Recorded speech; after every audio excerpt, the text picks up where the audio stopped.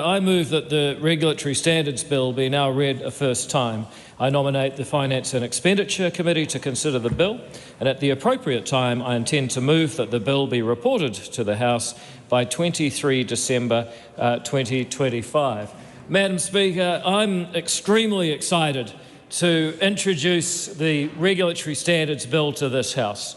This bill is a crucial piece of legislation for improving the long-term quality of regulation in our country and ultimately allowing New Zealanders to live longer, happier, healthier and wealthier lives.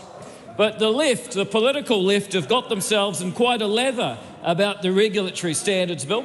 The hard left Auckland law professor Jane Kelsey helpfully explained that the bill is, quote, basically about the protection of private property and wealth, end quote. Well, Jane, now you're catching on. Funnily enough, she seemed to think that her comments were a criticism.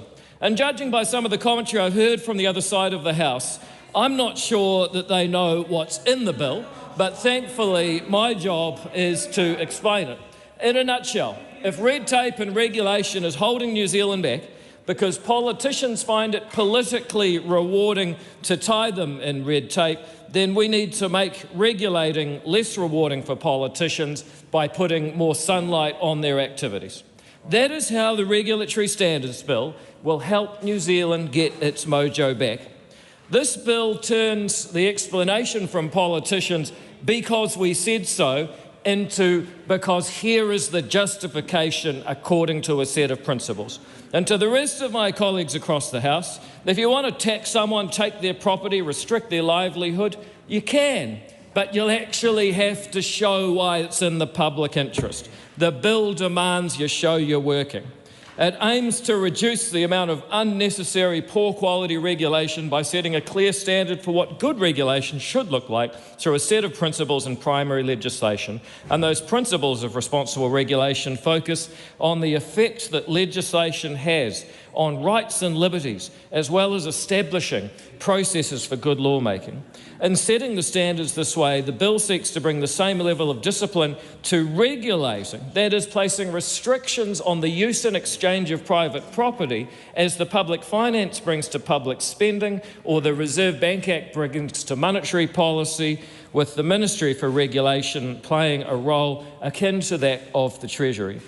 We have a Public Finance Act to protect the taxpayer, and I guess you could say that this Act is to protect the citizen. The need for this bill should be clear from the way New Zealanders are expected to comply with regulations when going about their work and everyday life. Those regulations should be clear if we are going to be able to produce more in the time that we each have on earth. This bill will codify the principles of good regulatory practice for existing and future regulations, with some exclusions. The principles are focused on the effect of legislation on existing interests and liberties, the rule of law, liberties, the taking of property, taxes, fees and levies, the role of courts and good lawmaking processes, including consultation, problem definition and cost-benefit analysis. In essence, there are key questions lawmakers will need to have answers to when progressing regulation. What problem are we trying to solve? What are the costs and benefits, and who pays those costs and gets those benefits? What restrictions are being placed on the use and exchange of private property? And when regulation does not meet those standards, it's reasonable for the public to expect lawmakers to be transparent about that fact. And for the bill to have an impact on the overall quality of regulation, it won't be enough for agencies to simply say that they have considered the principles. If that was the case, the regulatory impact statements and LDAC and select committees would have solved the problem by now. This bill is necessary because instead it will require agencies to publicly confirm that the legislation and its processes for developing it have been reviewed for consistency with the principles and summarise any inconsistencies with the principles, and the results of this assessment will need to be published in a consistency accountability statement that is required by the law. And where an inconsistency is identified, the bill requires a statement from the responsible minister to explain why they believe that their purpose justifies breaching the normal rules. Now, I want to be clear that this will not prevent lawmakers from making or retaining legislation inconsistent with the principles. Parliament will remain sovereign. It can pass whatever laws it chooses. We're not changing that. But nor will it prevent secondary legislation being made if it's inconsistent with the principles. That can continue. There's no statutory requirement for inconsistencies to be changed. The law doesn't grant any specific rights to anybody. The discretion will remain with the responsible elected minister. And there may well be justifications the public accepts that there can be good policy reasons for inconsistencies. But what it will do is raise the amount of scrutiny and the political cost of being that person making bad laws inconsistent with the principles. Because the default setting of governments for too long has been regulate first, ask questions later. And this bill is designed to reset that culture of lawmaking. It insists on questions being asked and answered before rules are imposed, about the impact, about the cost, about the necessity, because good intentions aren't good enough for this country of ours. If members of the public believe legislation is inconsistent with the principles, they'll have the ability to raise those concerns with a regulatory standards board. The board will be made up of individuals who have the appropriate knowledge, skills and experience appointed by the Minister for Regulation, and that board will be able to independently consider the consistency of proposed and existing legislation in response to stakeholder concerns at the request of the Minister for Regulation or on its own accord. The board will be able to make non-binding recommendations to the Minister responsible for the legislation, or in the case of a bill, to the relevant select committee. All of this will improve the accountability and transparency of our democracy when laws are being made that affect people's rights. And the findings, reasons for any inconsistency in relevant documents will be made publicly available.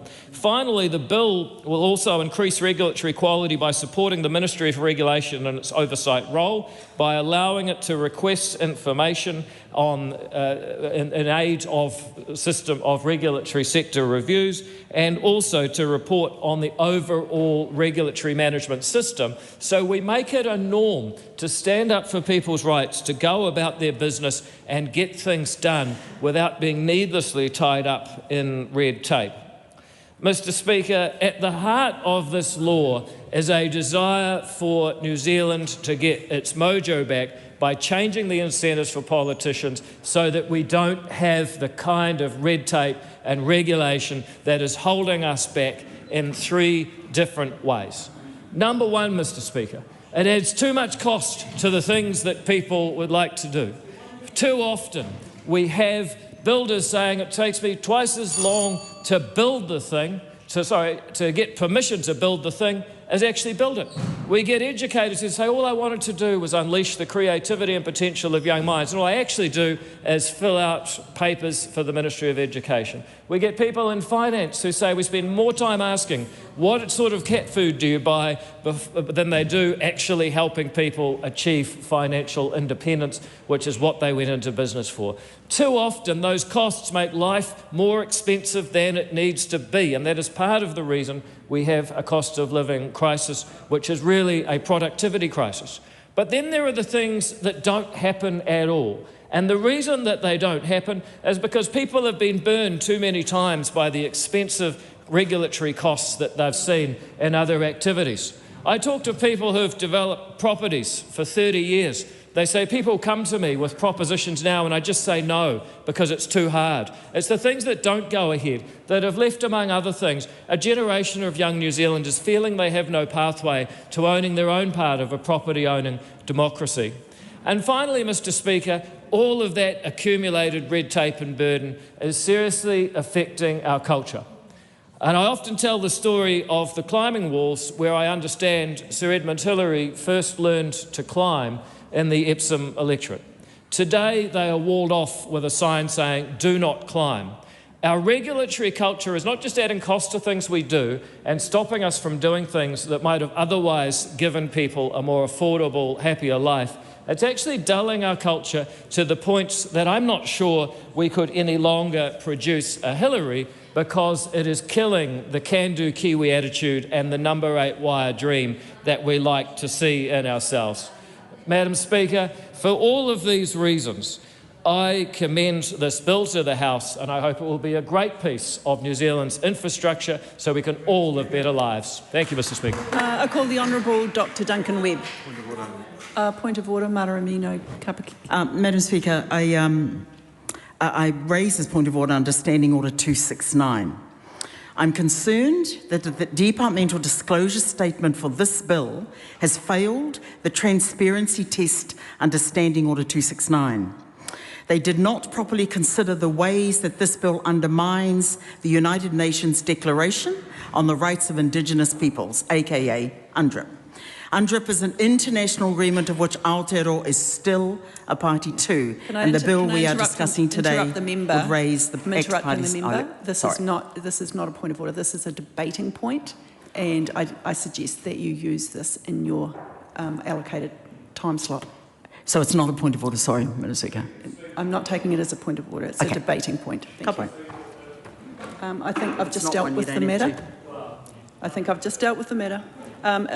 Apologies, Honourable Dr Duncan Webb, would you like to start again? Kia ora, te mana whakawā. Thank you, Madam Speaker. Point of order, Debbie. Heard the Minister to my left, David Seymour, call a member of Te Pāti Māori an idiot. I ask that you ask him to apologise and withdraw. I didn't hear the comment. I was busy. For the point of order? Excuse me, I'm speaking. I was speaking to a member on my left. If that is the case, then I invite the member to give his opinion about that. Madam Speaker, I think it's rather rich for Te Pāti Māori. What I'm asking is, was that comment made? Oh, was it made? Not towards Te Pāti Māori, just to anyone in the area.